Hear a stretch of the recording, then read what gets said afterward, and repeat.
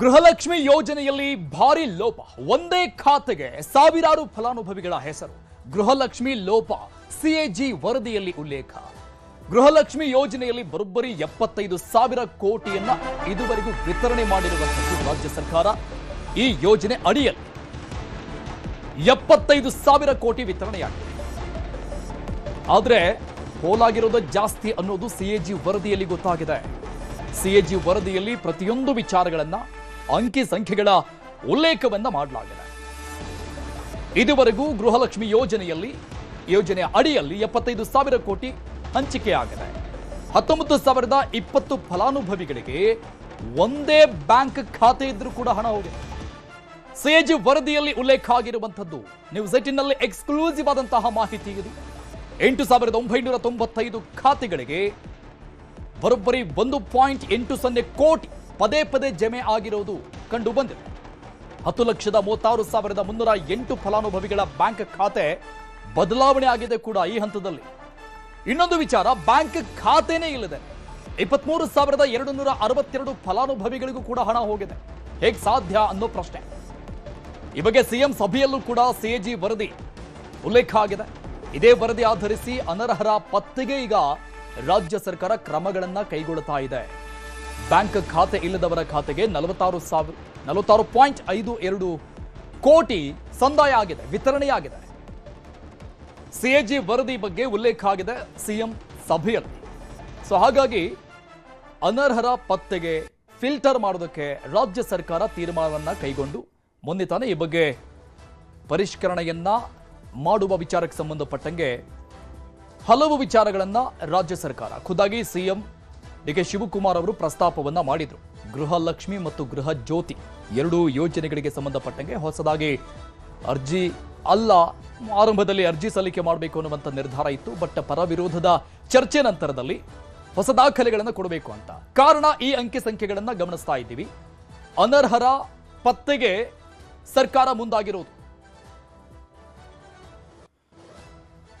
Details ಕೊಡ್ತಾರೆ ನಮ್ಮ ಪ್ರತಿನಿಧಿ ಶರಣು ಹಂಪಿ. ನ್ಯೂಸ್ ಡೆಸ್ಕ್ ನಿಂದ ಲೈವ್ ನಲ್ಲಿ ಜಾಯ್ನ್ ಆಗ್ತಾ ಇದ್ದಾರೆ. ಶರಣು ಹಂಪಿ, ಅರ್ಜಿ ಹಾಕಿ ಅಕೌಂಟ್ಗಳಿದ್ದು ಕಳೆದ 3-4 ತಿಂಗಳಿಂದ ನಮಗೆ ಹಣ ಬರ್ತಿಲ್ಲ ಅಂತ ಹೋರಾಟಗಳು ತಮ್ಮ ಅಳಲನ್ನ ತೋಡಿಕೊಳ್ಳುವಂತವರ ಸಂಖ್ಯೆ ಲಕ್ಷ ಇದೆ.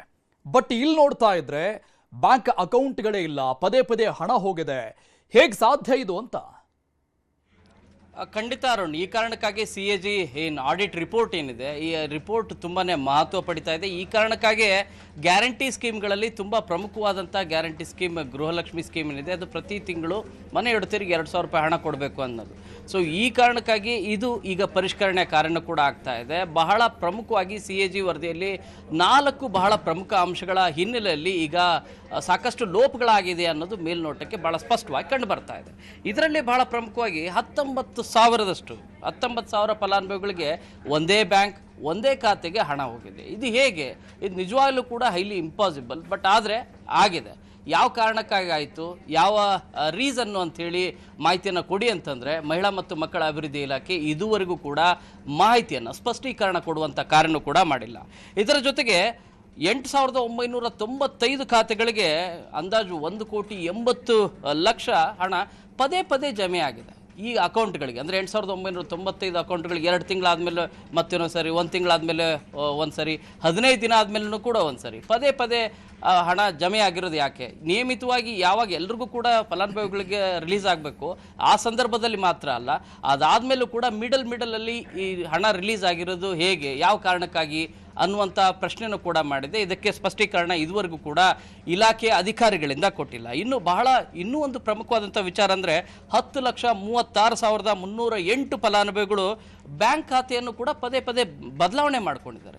ಯಾವ ಕಾರಣಕ್ಕಾಗಿ? ನಿಜವಾಗ್ಲೂ ಕೂಡ ಎಲ್ಲ ಫಲಾನುಭವಿಗಳು ಬ್ಯಾಂಕ್ ಖಾತೆಯನ್ನು ಬದಲಾವಣೆ ಮಾಡ್ಕೊಂಡಿದ್ದಾರಾ, ಅಥವಾ ಅಧಿಕಾರಿಗಳೇ ಇದರಲ್ಲಿ ಏನಾದರೂ ಬೇರೆ ರೀತಿಯಾದಂಥ ಪ್ರಕ್ರಿಯೆಯನ್ನು ಮಾಡಿದಾರಾ? ಈ ರೀತಿಯಾದಂಥ ಹಣ ದುರ್ಬಳಕೆ ಆಗಿರುವಂಥ ಗಂಭೀರವಾದಂಥ ಆರೋಪನೂ ಕೂಡ ಇದರ ಹಿನ್ನೆಲೆಯಲ್ಲಿ ಅನುಮಾನವನ್ನು ಕೂಡ ವ್ಯಕ್ತಪಡಿಸ್ತಾ ಇದ್ದಾರೆ. ಇನ್ನು ಬ್ಯಾಂಕ್ ಖಾತೆನೇ ಇಲ್ಲ, ಆದರೂ ಕೂಡ 23,262 ಫಲಾನುಭವಿಗಳು ಹಣ ಸಂದಾಯ ಆಗಿದೆ. ಹೇಗೆ? RBI ರೂಲ್ಸ್ ಪ್ರಕಾರ ಯಾವುದೇ ಫಲಾನುಭವಿಗೆ ಆಗಲಿ ನೇರವಾಗಿ ನಗದು ಹಣವನ್ನು ಕೊಡುವಂತಿಲ್ಲ. ಬ್ಯಾಂಕ್ ಖಾತೆ ಮೂಲಕ ಅಥವಾ ಪೋಸ್ಟ್ ಆಫೀಸ್ ಖಾತೆಗಳ ಮೂಲಕ ಹಣವನ್ನು ಕೊಡಬೇಕಾಗತ್ತೆ, ಅದು DBT ಮೂಲಕ.